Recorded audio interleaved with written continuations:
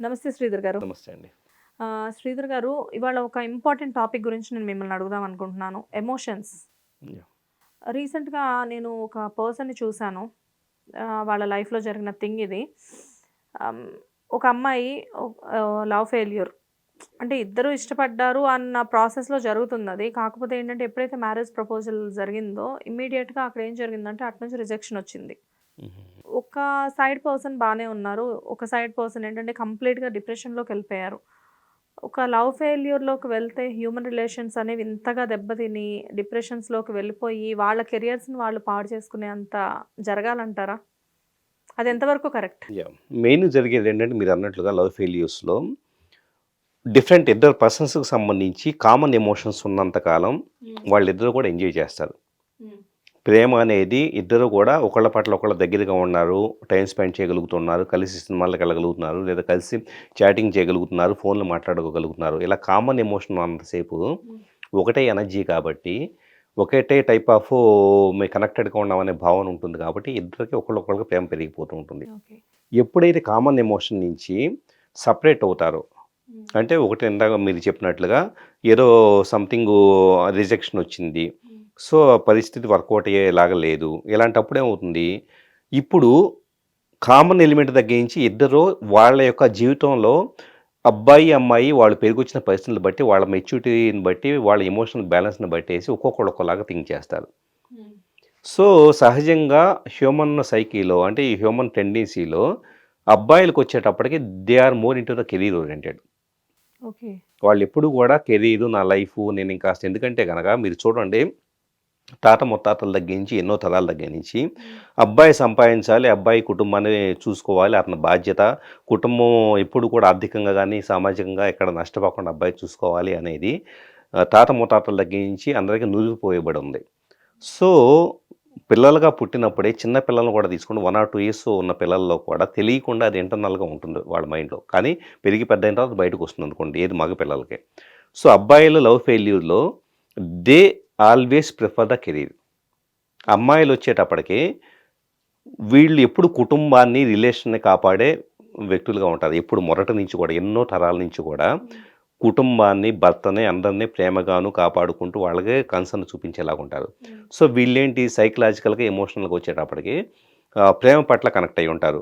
నాకు కావాల్సిన వ్యక్తి నేను ఇంత ప్రేమించానే, లేకపోతే గనక అతను నన్ను దక్కించుకోవాలి, మాకు పెళ్లి జరగాలి ఇలా ఇలా అని చెప్పేసి అనుకుంటూ ఉంటారు. సో ఈ విధంగా ఒకళ్ళు కెరీర్ ఓరియెంటెడ్‌గా, ఇంకొకళ్ళు వచ్చేటప్పటికి కంప్లీట్ రిలేషన్ మెయింటైన్ చేసుకోవాలి. ఎట్టయినా గానీ రిలేషన్ కాపాడుకోవాలనే పరంగా ఉన్నప్పుడు, ఈ 2 ప్రయారిటీ సెపరేట్ అయినప్పుడు రెండిటిని ఎలా క్లబ్ చేయగలుగుతాం? హ్మ్. సో, ఎలా పాజిబుల్ అవుతుంది? ఇద్దరు ఒకళ్ళొకళ్ళు అర్థం చేసుకొని, అతను ఓకే. నా కెరీర్‌లో సెటిల్ అయిన తర్వాత మనం పెళ్లి చేసుకుందామని అతనన్నా రావాలి. ఈమైనా గూడా అంత స్పేసు అతను సెటిల్ అవ్వటం దాకా ఇవ్వాలి. హ్మ్.